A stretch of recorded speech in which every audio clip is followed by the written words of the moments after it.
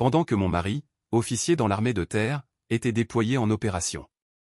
Extérieur, ma belle-mère m'a arraché le collier de perles de ma grand-mère. Tandis que mon beau-frère menaçait de lui briser les rotules. Ils avaient oublié que je suis experte comptable judiciaire senior. Le fermoir a lâché avant même que je ressente la douleur. Ma belle-mère, Ghislaine, serrait les perles de ma grand-mère dans son poing après les avoir arrachées de mon cou. Petite arriviste insolente, a-t-elle sifflé. Les perles ont roulé sur le parquet. Comme de petites dents. Daniel est à l'étranger, ma mignonne. Personne ne viendra te sauver. Je me suis plaqué contre le mur. Mon cou me brûlait. Il avait utilisé le double des clés de Daniel. Je ne les avais même pas entendues. Entrez. Regarde la tremblée, s'est esclaffé mon beau-frère, Marc. Ses bottes boueuses étaient posées sur ma table basse en verre. Un déclic s'est fait entendre à l'étage. Ma belle-sœur, Thérèse, est sortie de ma chambre vêtue de mon peignoir en soie émeraude. Épinglée dessus se trouvait la broche en diamant de la grand-mère de Daniel, celle qu'il ne confiait qu'à moi. Daniel aurait dû épouser quelqu'un de notre rang, a déclaré Thérèse en me toisant. Pas une petite souris silencieuse qui signe des papiers en souriant. Petite souris. Cela a failli me faire rire. Depuis 6 ans, j'étais experte comptable. Judiciaire senior. Les grandes entreprises faisaient appel à moi lorsque des millions s'évaporaient, et qu'elles avaient besoin que le voleur soit démasqué. Discrètement, avant que le conseil d'administration ne l'apprenne, avant que la presse ne soit au courant. Avant même que le coupable ne sente le sol se dérober sous ses pieds.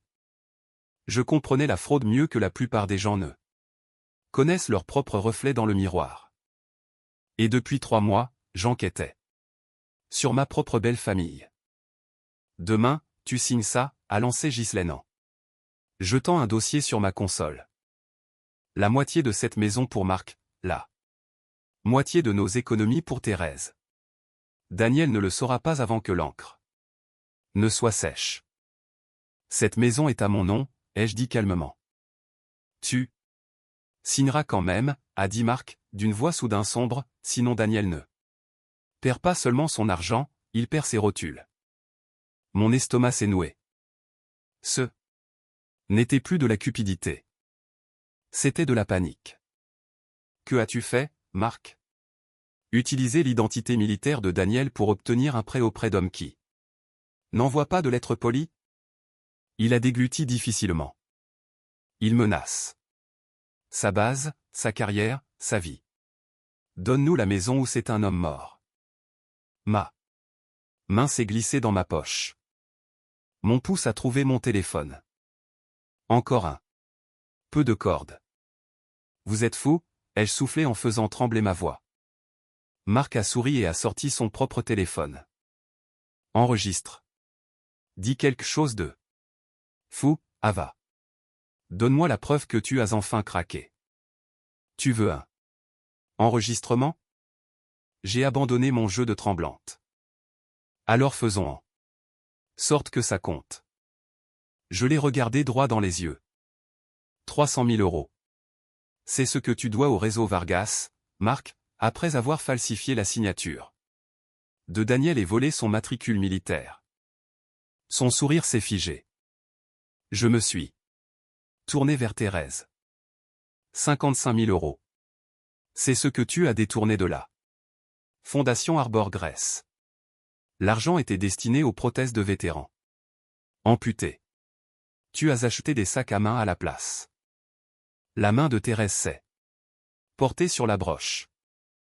J'ai fini par regarder Ghislaine, étage 27 000 €. Prélevé sur le compte de déploiement de Daniel pour tes dettes de jeu. Le silence. Juste le grondement du tonnerre au loin. Tu bluffes, a grogné Ghislaine, le poing serré autour du collier brisé. J'ai tracé chaque virement. Chaque connexion, chaque fausse facture. J'ai penché la tête. Les petites souris vivent dans les murs, Ghislaine. Nous, on voit la pourriture avant tout. Le monde. J'avais eu 91 jours pour préparer cela. J'étais experte comptable. Judiciaire depuis 3 ans chez un cabinet de taille moyenne à Lyon, spécialisé dans les détournements de fonds pour les assurances et les banques régionales. Ce genre de travail où vous passez des mois à lire des factures jusqu'à ce qu'une virgule mal placée révèle toute une machination. Je suis doué pour ce travail pour la même raison qu'on me sous-estimait toujours lors des repas de famille, les gens ne s'attendent pas à ce que la femme calme qui prend des notes soit celle qui se souvient de tout. Daniel et moi nous sommes rencontrés il y a 4 ans au mariage d'un ami. Il était capitaine, stable, un peu trop sérieux. Le genre d'homme qui replie les serviettes parce que les coins l'agacent. Nous nous sommes mariés 2 ans plus tard à la mairie avec 11 invités, car sa mère avait des opinions tranchées sur ce qu'était un vrai mariage, pour lequel nous n'avions ni le budget, ni la patience. Ghislaine ne m'a jamais accepté. Non pas à cause de ce que j'avais fait, mais à cause de ce que je n'étais pas de leur rang. Comme Thérèse aimait me le rappeler, bien que je n'ai jamais compris quel rang pouvait revendiquer une famille avec 2 cartes de crédit au plafond et une maison saisie 2 ans plus tôt. À chaque dîner, c'était la même rengaine, la petite chose silencieuse. Elle ne dit pas grand-chose, n'est-ce pas? Probablement là pour l'argent. Je laissais couler, parce que Daniel ne voyait rien, ou ne voulait rien voir, comme certains ne voient pas la tempête dans laquelle ils ont grandi. Les signaux d'alerte ont commencé 3 mois avant ce mardi d'orage. En consultant notre conjoint, j'avais une procuration, procédure standard pour les conjoints de militaires. J'ai vu un transfert de 4 800 € daté du 2 juin, sans motif. Je me suis dit que c'était un bug de virement automatique. Après 6 ans à traquer la fraude des autres, je n'avais pas réalisé que je regardais la mienne. J'ai fermé mon ordinateur, préparé un thé, me disant que je reverrais ça demain. Le premier cycle a commencé avec ce transfert. J'ai sorti les relevés sur 4 mois et j'ai trouvé non pas un, mais 11 retraits, totalisant 27 000 €.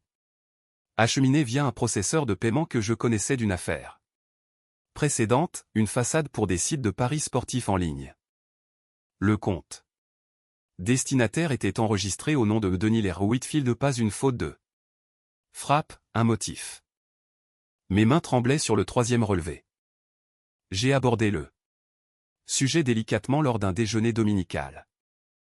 Ghislaine a posé ses couverts. Avec une précision chirurgicale, je ne toucherai jamais à l'argent de ce garçon. Comment oses-tu insinuer cela, Ava, après tout ce que cette famille a fait pour toi? Thérèse a serré la main de sa mère comme si je venais d'accuser une sainte d'incendie volontaire. Je suis rentré chez moi et j'ai réanalysé les relevés à minuit.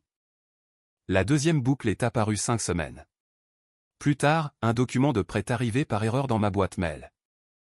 Une alerte de suivi de crédit signalant une demande sous le numéro de sécurité sociale de Daniel. Je l'ai tracé jusqu'à un prêteur privé en banlieue. Un prêt de 40 000 €, le premier d'une série qui, avec les intérêts, atteindrait 300 000 €. La signature n'était pas celle de Daniel. J'avais passé ma vie à comparer des signatures, je pouvais voir les hésitations de celui qui s'était entraîné sur un bloc-notes. J'ai confronté Marc lors d'un barbecue. Il a ri, m'a tapé sur l'épaule un peu trop fort, disant que c'était une erreur administrative. Il y a eu une demi-seconde avant son rire où son visage a trahi autre chose, non pas la surprise, mais le soulagement de celui qui attendait enfin d'être démasqué. La 3e boucle, c'était Thérèse. Une collègue m'a mentionné que la Fondation Arbor Grèce avait un trou budgétaire inexpliqué. Thérèse y travaillait comme coordinatrice administrative. J'ai vérifié les déclarations fiscales publiques et j'ai trouvé une ligne de dépenses qui était passée de 0 à 55 000 € en 7 mois, versée à une société domiciliée à 2 immeubles de chez elle. J'ai passé 40 minutes dans ma voiture à fixer ce document avant de pouvoir entrer chez moi. Quand j'ai essayé d'en parler à Ghislaine, elle a rétorqué, elle a enfin réussi sa vie, et tu vas t'asseoir là et faire preuve de suspicion? C'est typique d'une personne jalouse. J'ai laissé tomber. Jusqu'à cette nuit-là. La 4e boucle fut le message vocal, assure-toi que les papiers de la maison soient signés, pour le bien de Daniel. J'ai passé le numéro dans une base de données de mon cabinet. Il était lié, à 2 degrés près, à un certain Hector Vargas, fiché dans une affaire de prêts usuraires auprès de familles militaires que mon cabinet avait traitées 18 mois plus tôt. J'ai appelé Daniel sur une ligne satellite et j'ai essayé de l'avertir sans tout dire, car la sécurité opérationnelle m'interdisait d'être explicite. Il m'a dit que je semblais stressé et de prendre quelques jours de repos. La 5e boucle a tout changé. En croisant les documents de prêt avec notre ancien dossier Vargas, j'ai retrouvé le même schéma de saisie de garantie, de petits prêts qui deviennent ingérables, suivis de visites, puis de négociations immobilières. Ce n'était plus théorique. C'était documenté. C'est là que j'ai arrêté d'essayer de régler cela en famille. J'ai monté un dossier. Mon patron, Richard Voss, associé gérant, a examiné mes preuves 2 jours durant avant de me convoquer. C'est du très bon travail, Ava. Mais c'est un conflit d'intérêts. Tu consignes tout, pièce par pièce, et tu le remets aux autorités. Pas à tes beaux-parents. Les autorités étaient au nombre de 3. La capitaine Lauren Shaw, de la brigade financière, était sceptique au début, les disputes d'argent familial ne sont pas criminelles, madame. Elles sont justes sordides. Jusqu'à ce que je glisse le dossier Vargas sur la table. Nous avons un dossier ouvert sur lui depuis 3 ans, a-t-elle dit doucement. Nous n'avons jamais eu personne prêt à témoigner. Il a fallu 11 jours à son équipe pour corroborer mes chiffres. Le dossier a ensuite pris une tournure officielle. Le capitaine Elena Brox, du service de la justice militaire, est intervenu une fois que j'ai tout révélé à Daniel lors d'un appel sécurisé. En 48 heures, l'enquête criminelle de la gendarmerie était sur le coup. Le soir même, alors que je travaillais sur les relevés bancaires, les 3 voitures sont arrivées sous la pluie. Ils avaient le double des clés. J'avais un choix. Appeler le 17 tout de suite et perdre l'enregistrement de leurs aveux, ou laisser la situation se dégrader juste assez pour qu'ils se trahissent devant mes caméras cachées. J'ai choisi la seconde option. Ce qui s'est passé ensuite. Vous le connaissez. Les perles, les bottes sur la table, la broche, les chiffres. Que je leur ai jeté à la figure. Chaque mot était vrai, chaque preuve était irréfutable. Tu nous as piégés, a chuchoté Marc, livide, quand il a entendu sa propre voix sur l'enregistrement. J'ai juste donné un micro à votre arrogance, ai-je répondu. Violence, vol d'identité, fraude, extorsion, le tout en 4 cas. Ghislaine s'est effondrée sur le canapé. Ava, je t'en prie, nous sommes la famille. Ne montre pas ça à Daniel.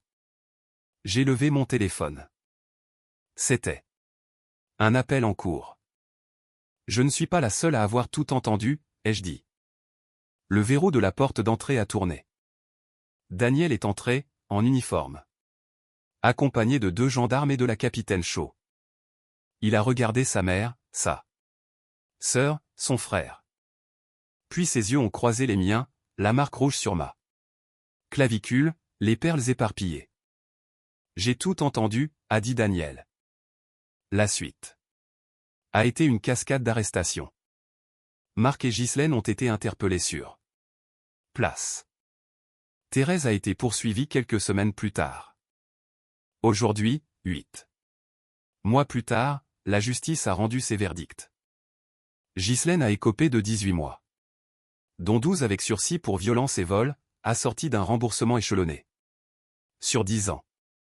Marc a été condamné à 4 ans de prison pour faux et usage de faux, avec obligation de coopération dans le dossier Vargas. Thérèse a été licenciée, condamnée pour abus de confiance, et doit rembourser chaque euro volé à la fondation. Daniel est rentré définitivement en mai. Nous n'avons jamais parlé du vrai mariage que sa mère voulait, nous avons mieux à faire. La Fondation Arbor Grace a couvert toute sa liste d'attente pour les prothèses. Et moi, je siège désormais à leur comité de surveillance financière. Chaque mois, je vérifie ligne par ligne les comptes des autres, pour que plus jamais aucun vétéran ne soit sacrifié sur l'autel de l'avidité.